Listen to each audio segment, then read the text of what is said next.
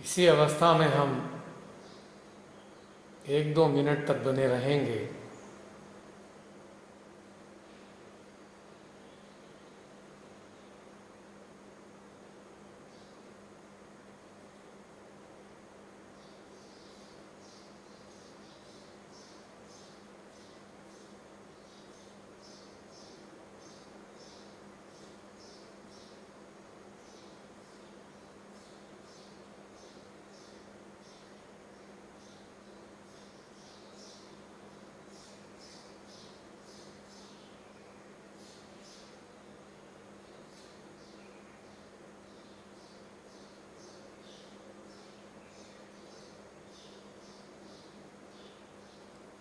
और अब हम चलते हैं एक चिंतन यात्रा पर। हमें किस चीज़ का चिंतन करना है, वो चिंतन की बातें हैं। जैसे कि 2-3 दिन से समस्त सहजियों के बीच एक चर्चा चल रही है जूम ऐप को लेकर। कोई कह रहा है यह चाइना की साजिश है, कोई कह रहा है इसको बंद करने के लिए कहा गया है। अनेकों प्रकार की बातें सारे में फैल रही हैं और इनका जो स्रोत है वो है सोशल मीडिया पे चलने वाले छोटे छोटे वीडियो।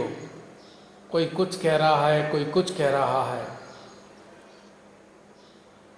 और आप सबको शायद पता हो या ना हो, आज पूरे हिंदुस्तान में बच्चों की जो पढ़ाई हो रही है, कॉलेज गोइंग हो, स्कूल गोइंग हो, या इवन ऑफिसेज में भी जहाँ पर लोग जा नहीं पा रहे हैं लेकिन मीटिंग करनी है, सब जूम ऐप पर ही सारा कुछ घटित हो रहा है।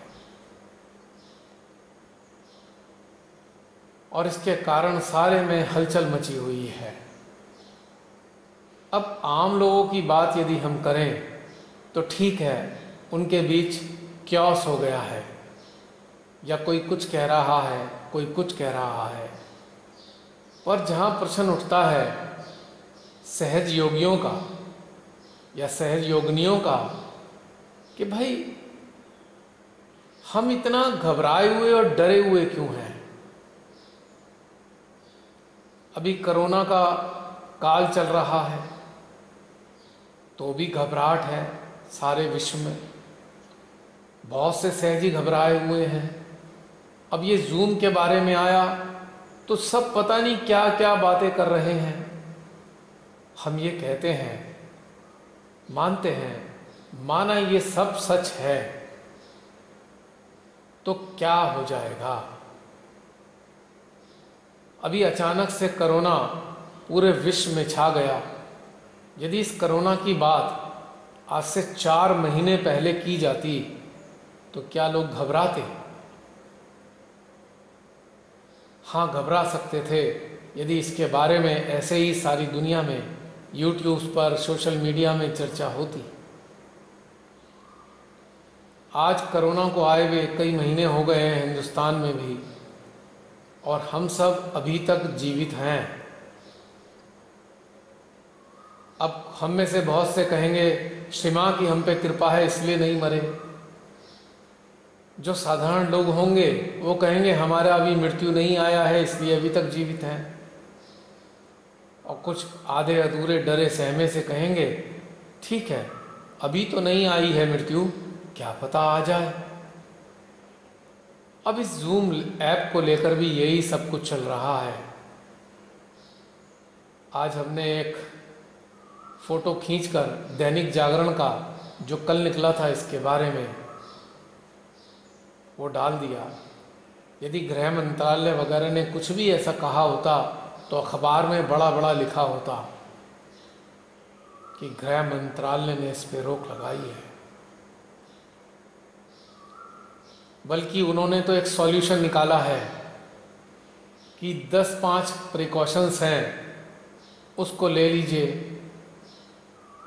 और काम करते रहिए, किंतु हमको ये भी समझना है कि प्रिकॉशन किसको लेनी है।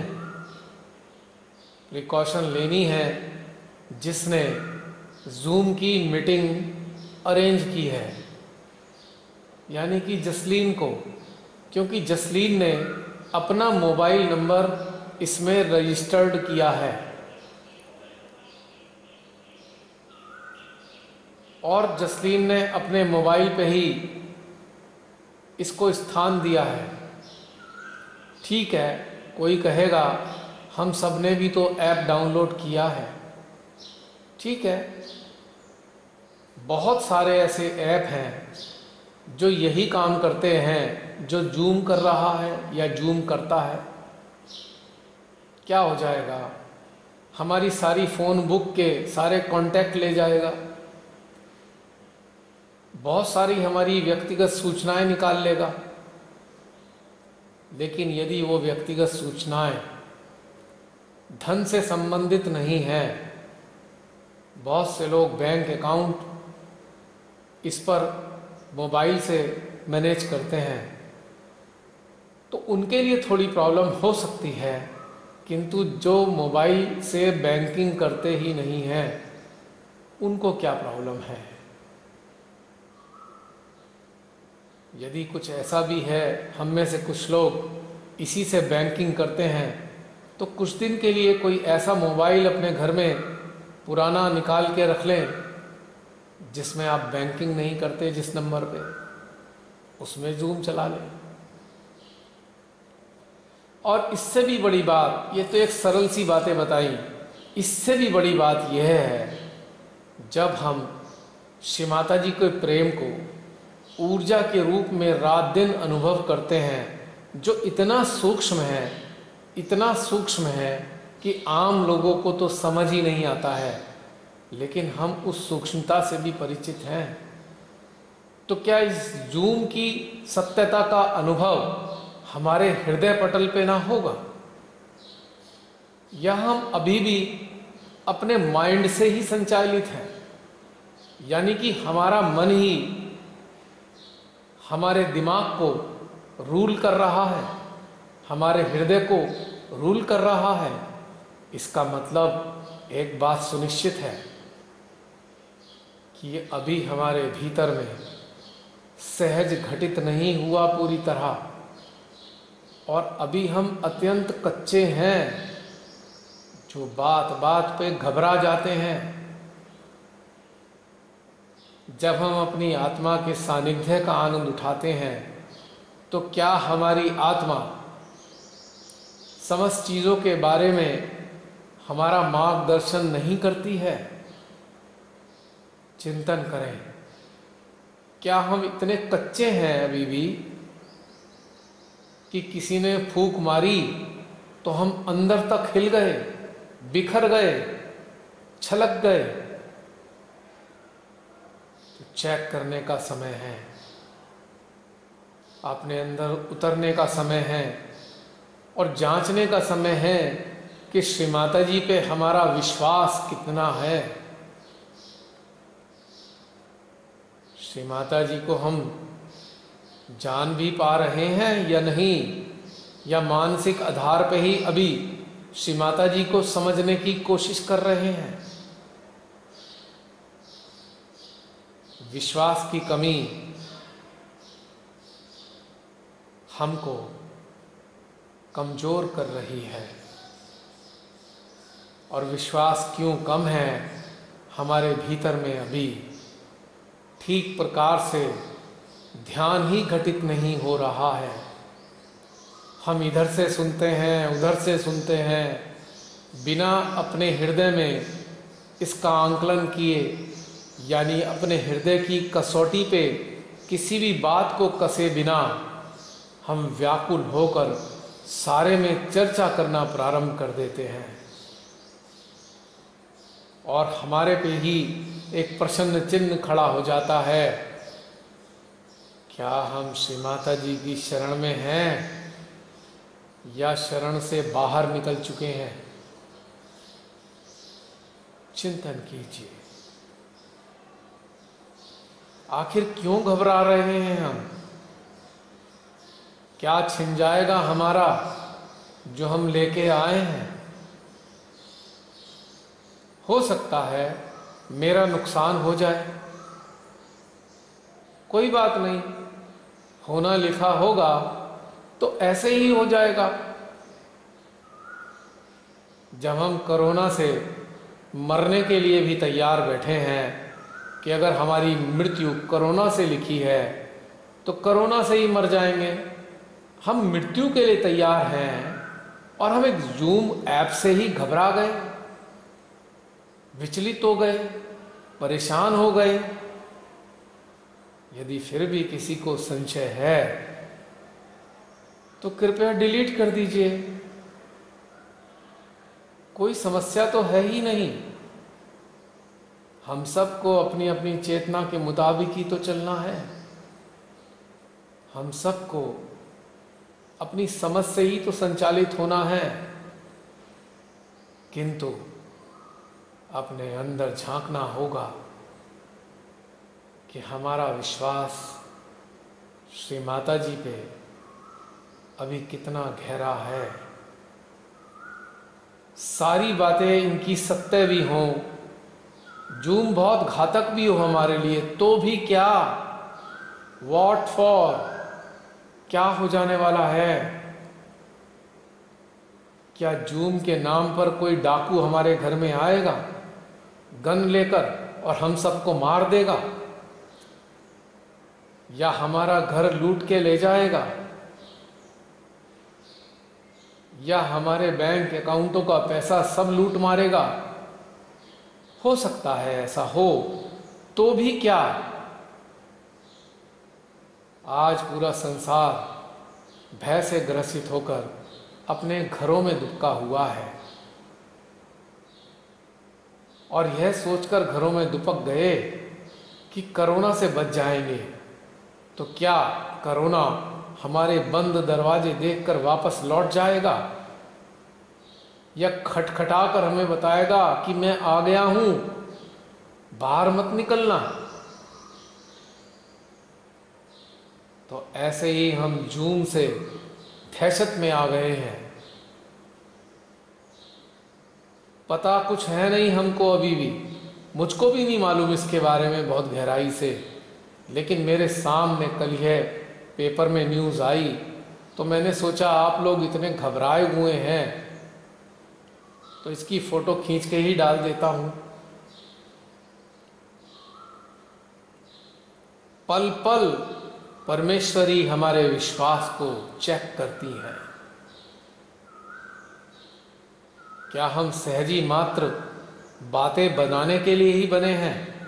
श्री माता जी की बातें करने के लिए हम सहजी बने हैं, या सहज का ज्ञान जो हमारे मस्तिष्क में श्री मां के लेक्चर से प्राप्त हुआ है, बस उसी की चर्चा करने के लिए हम सहजी बने हैं? यह जो ज्ञान मां ने हमें अपने शब्दों के जरिए दिया है, हमारे मन में स्टोर तो अवश्य हो गया है, किंतु क्या अपने अंदर झांक के देखें, क्या श्री मां की वो सारी बातें हमारे अंदर घटित हो चुकी हैं या हो रही हैं, या अभी होनी शेष है?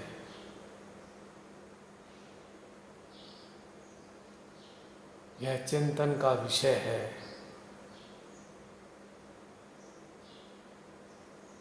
और बहुत आवश्यक है, बिना चिंतन के हम कहीं भी स्थित नहीं होने वाले। चाहे हमें 50 साल श्री माता जी के श्री चरणों में आए हुए हो जाएं, तब भी हमारा विचलन कम ना होगा यदि चिंतन का दौर हमारे भीतर में ना चला होगा, और उस चिंतन से जो प्राप्त हुआ है वो हमारे अस्तित्व में समा नहीं जाएगा, हमारे आचरण में घटित नहीं होगा, हमारी चेतना में स्थापित नहीं होगा, तब तक हम में से किसी का कोई उत्थान नहीं होगा। शिमा के सामने हाथ खोलकर बैठते हैं तो चैतन्य का प्रभाव प्रारंभ हो जाता है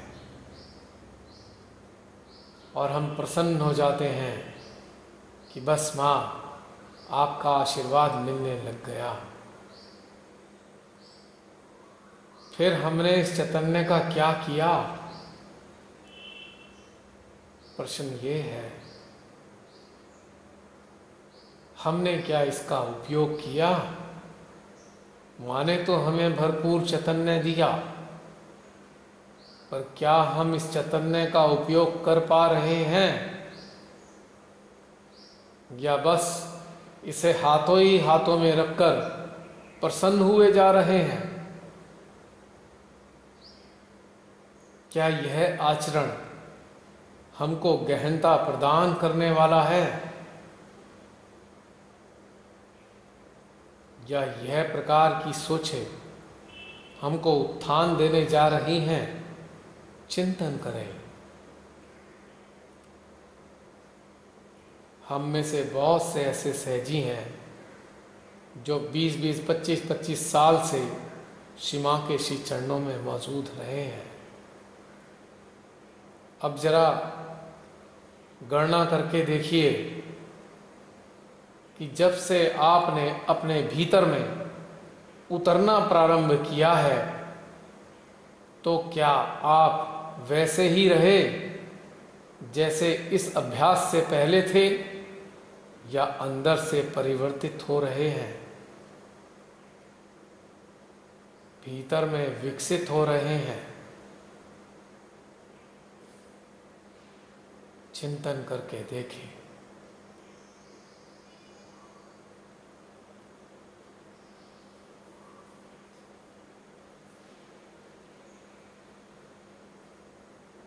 शांत भाव से चिंतन करके देखें।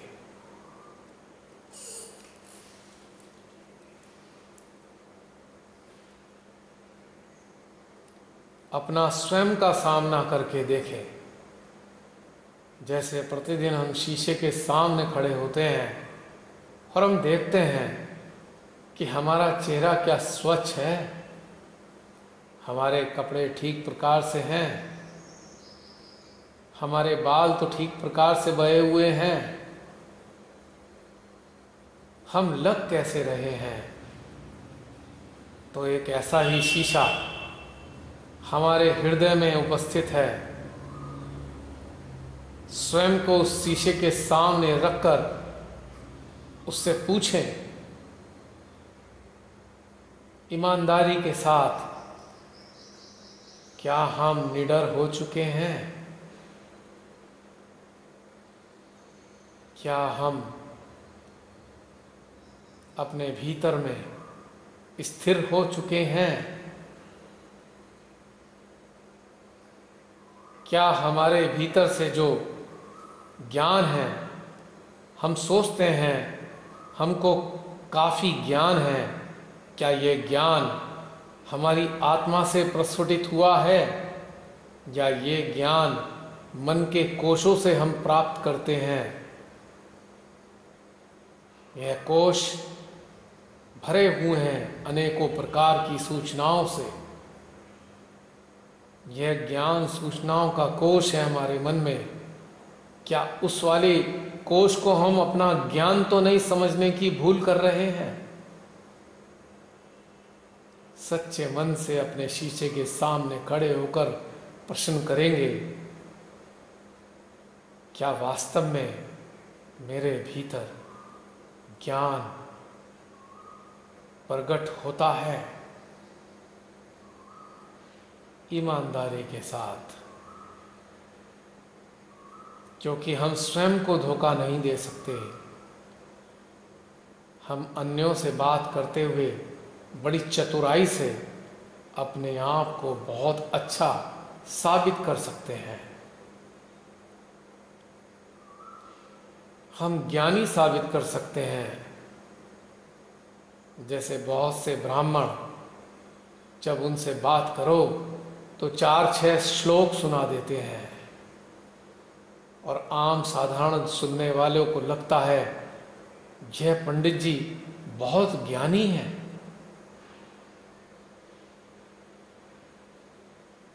वह पंडित जी तो बचपन से सारे शास्त्रों को, वेदों को और धार्मिक पुस्तकों को पढ़ते आ रहे हैं। उन्होंने तो संस्कृत में एमए किया है।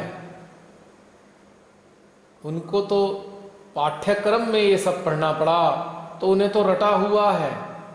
पर जरा पंडित जी के आचरण पे गौर करके तो देखिए, क्या वो जो बोल रहे हैं वह उनके आचरण में लक्षित हो रहा है, परिलक्षित हो रहा है, दिखाई दे रहा है।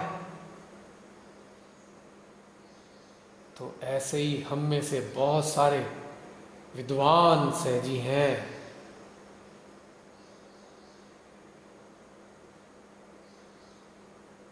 श्री मां ने तो भंडार दिया है ज्ञान का, जो बहुत सारी चीजें हमारे मन मस्तिष्क में स्टोर्ड हैं, किंतु उनमें से कितनी चीजों पर हमने अनुभव किया है।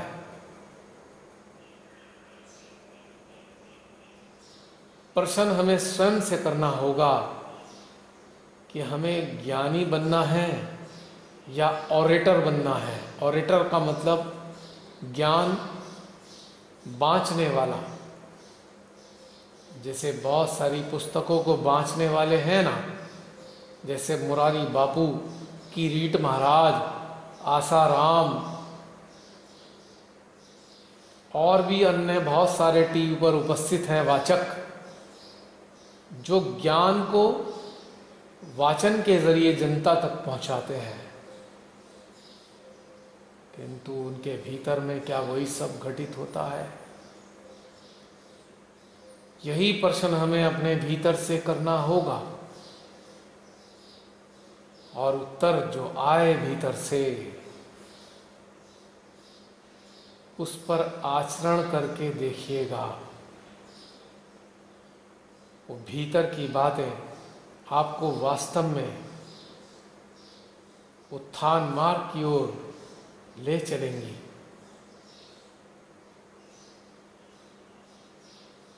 अभी तो हम में से बहुत सारे सहजी बहुत सारी सूचनाओं को अपने मन से निकालते हैं। बहुत सारी तरह तरह की सूचनाएं उनके मन में होती हैं और एक हांडी में डालकर उसकी खिचड़ी बना देते हैं, जिसमें कई प्रकार की दालें हों, कुछ कुछ सब्जियां हों, चावल हों, दलिया हो, सब कुछ मिला के खिचड़ी बनाई और उसको हमने परोस दी। और यह खिचड़ी बनाकर परोसना अत्यंत घातक है, अन्यों के लिए नहीं, स्वयं हमारे लिए। क्योंकि जो भी हमने खिचड़ी में अन्न डाला है, जो भी सब्जी डाली है, हमने तो उन्हें चखा तक नहीं है। बिना चखे ही अनेकों प्रकार के अन्न की व सब्जियों की खिचड़ी बना डाली और सबको परोस दी। और हाइट तो तब हो जाती है जब बिना चखे हम उसका स्वाद बताना शुरू कर देते हैं। बहुत ही घातक, अलार्मिंग, हमारे स्वयं के पतन के लिए यह घटनाक्रम होता है। जो चखा ही नहीं, उसका भला स्वाद कैसे बता सकता है कोई? चारों तरफ यही सब कुछ देखने व सुनने को मिलता है। और बहुत से ज्ञानी सहजी तो फेसबुक पे ही शास्त्रार्थ करना प्रारंभ कर देते हैं उन बातों पर जिन्होंने उन्हें चखा ही नहीं। एक साधक साधिका को शबरी बनना चाहिए। जैसे शबरी ने बेर चक चक कर श्री राम को खिलाए थे, वैसे ही हम समस्त सहज अभ्यासियों को जो भी बेर प्राप्त हुए हैं ज्ञान के रूप में श्री माता जी के, उनको अपनी अंतर चेतना में चख तो लें, उन सारी बातों को अपने भीतर में घटित होता महसूस तो कर लें।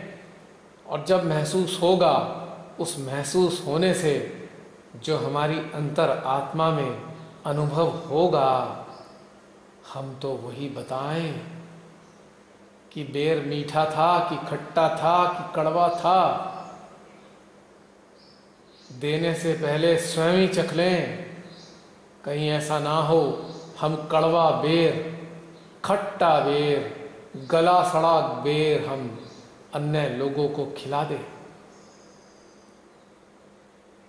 उनका तो स्वास्थ्य खराब होगा और हमारे ऊपर भी उंगली उठेगी कि क्या खिलाया है जिससे फूड पॉइजनिंग हो गई। चिंतन करिए, वही बोलिए जिसका अनुभव हो। और एक बात और हम कहना चाहेंगे सभी से, एक चीज और बहुत देखने में आती है सहजियों के बीच, कि कोई भी चीज कहीं से उन्हें पता लगती है तो फट से दूसरे पे थोप देते हैं, फिर बहस करते हैं, फिर तर्क वितर्क करते हैं। अरे भाई, आपको अच्छा लगा, ठीक है, आप उसका आनंद उठाइए, पर किसी और पे क्यों थोपना चाहते हैं भाई? किस लिए, काहे को? वजह यह है, थोपने का एक ही कारण है कि वो स्वयं को श्रेष्ठ दिखाना चाहते हैं और सामने वाले को निम्न साबित करना चाहते हैं। कहेंगे नहीं नहीं, ये बहुत अच्छा है, आप भी देखो जो। दूसरा कहेगा नहीं नहीं, मैं अभी दूसरे चरण में चल रहा हूं, मैं अभी ध्यान के दूसरे चरणों में उपस्थित हूं, यह तो पहले चरण का है, पहला चरण तो मैं कर चुका हूं, मुझे ये वाला चरण नहीं चाहिए, मुझे दूसरा चरण चाहिए, यानी कि सेकंड, थर्ड, फोर्थ फेज चाहिए, फर्स्ट फेज हमें नहीं चाहिए। फिर भी ना समझी में थोपने वाले सहजी उसके लाभ गिनाना प्रारंभ कर देंगे। जो पहले चरण से आ चुका है गुजर के, उनको पता है लाभ हानि कितने हैं, और उसको चाहिए ही नहीं पहले वाला, उसे तो दूसरा, तीसरा, चौथा, पांचवा, छठा, आगे के अनेकों चरण चाहिए। फिर भी वो नहीं समझेंगे। तो मेहरबानी करके, यदि आप वास्तव में अपने भीतर में गहन होना चाहते हैं और गहनता के फल चख चख कर अन्य सहजियों को या आम जन साधारण को खिलाना चाहते हैं, तो यह थोपा थोपी का जो गेम है, इसे समाप्त कर दीजिए।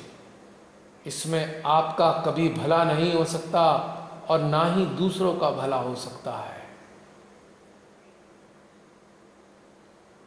श्री मां की कृपा से यह जो ग्रुप बनाया गया, इविल्स हंटर्स, आज सबको एक बात तो याद आती होगी रह रहकर इस काल में, यदि हमने इस प्रकार से अभ्यास ना किया होता, अपने गहनता में, सूक्ष्मता में ना उतरे होते, आज हम बहुत सारे सहजियों की तरह छटपटा रहे होते, क्योंकि बाह्य सामूहिकता हमें मिलती नहीं और भीतर की सामूहिकता के हम आदी नहीं। यह श्री मां की अनुकंपा हुई है हम सब पे, और विश्व के ऐसे समस्त सहजियों पर मां की अनुकंपा हुई है जिन्होंने प्रारंभिक काल से ही गहनता में उतरने का अभ्यास बना लिया था, जो बिल्कुल सामूहिकता के ऊपर डिपेंड हो चुके थे।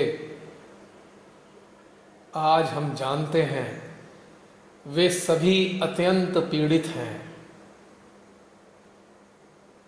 कोई बात नहीं, धीरे धीरे किसी न किसी तरीके से अभ्यास बनाएंगे।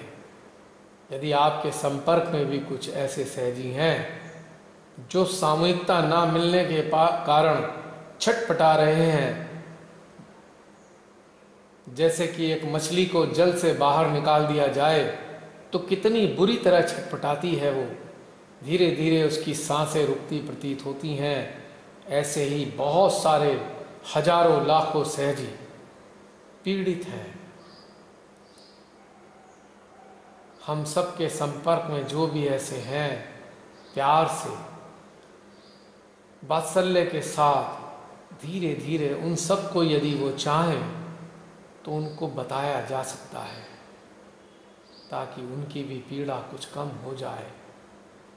कोरोना काल कितना लंबा चलेगा ये तो श्री माँ को ही मालूम है, लेकिन एक बात तो सत्य है, जिन्होंने ऐसा अभ्यास बना लिया था वह सभी आज बहुत आनंदित हैं।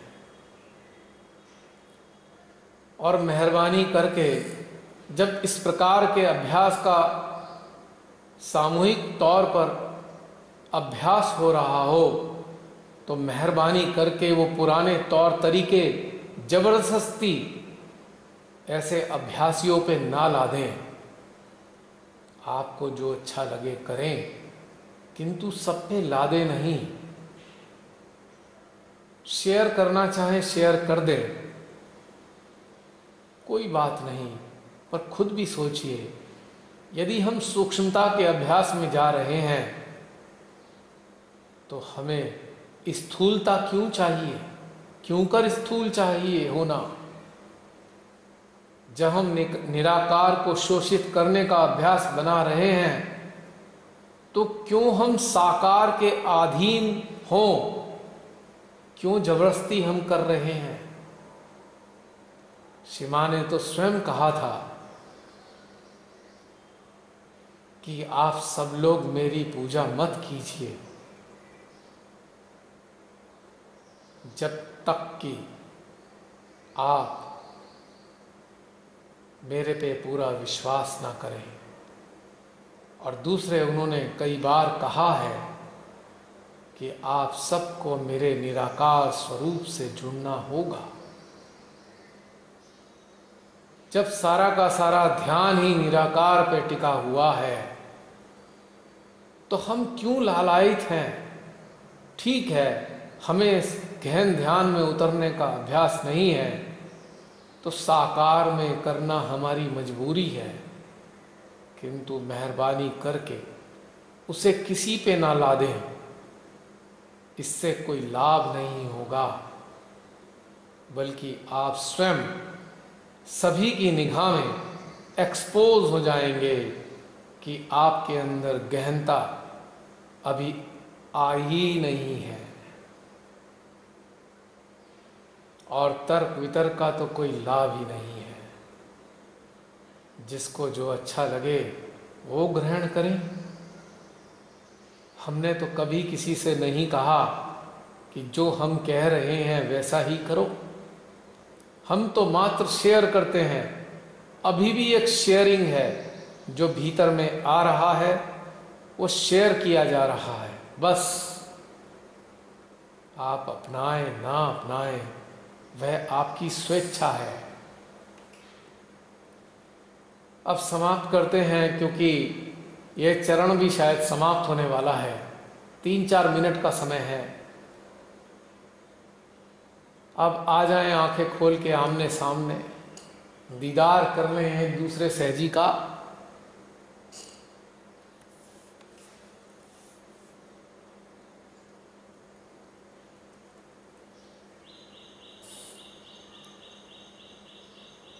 क्षमा चाहेंगे यदि इस प्रवाह से आपके कुछ दिलों को चोट वोट पहुंच गई हो, थोड़ा बहुत दिल कुम्हला सा गया हो, पर हो सकता है ये कुम्हलाहट आपको आपके उत्थान के लिए प्रेरित कर दे। और ये छोटी मोटी जो चोट दिल पे लगी है, यदि चोट पे चित्त लगा के देखेंगे तो इस चोट में भी प्रेम ही मिलेगा, वात्सल्य ही मिलेगा, उसके अलावा कुछ भी तो नहीं है। जय श्री माता जी। आइए आइए आइए आइए।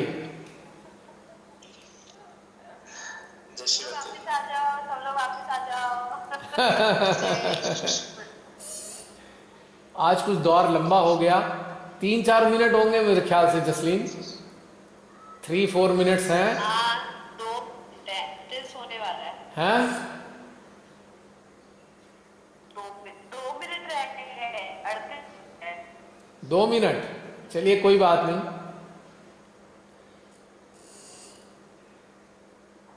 शेड्यूल हो सके कोई किसी का इसके बाद कंटिन्यू करने वाले हो सेटलिंग। नहीं नहीं बहन, कंटिन्यू नहीं होगा, कल मिलेंगे। हार्डली 10 मिनट के लिए हो सकते हैं। हाँ हाँ, हो सकता है।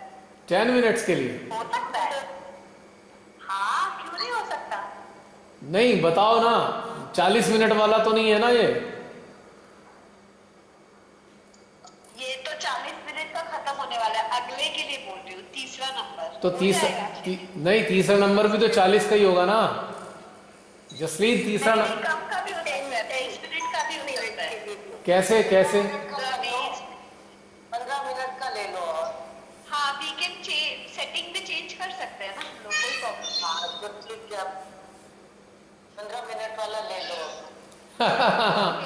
पूनम दीदी का दिल नहीं भरा।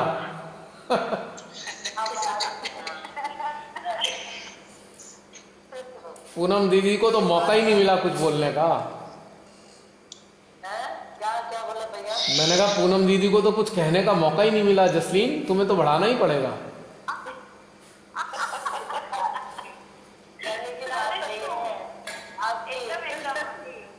आपकी अच्छी अच्छी बात सुनने का नहीं मिला ना मौका। तो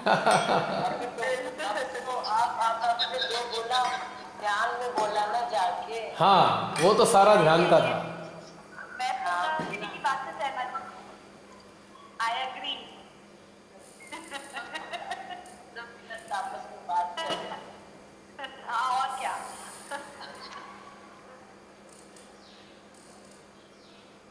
अभी तो आज तो काफी सारे लोग मौजूद दिखाई दे रहे हैं। 1 2 3 4 5 6 7 8 9 10 10 बिंदी 40% है। 32 लोग हैं। अच्छा, 32।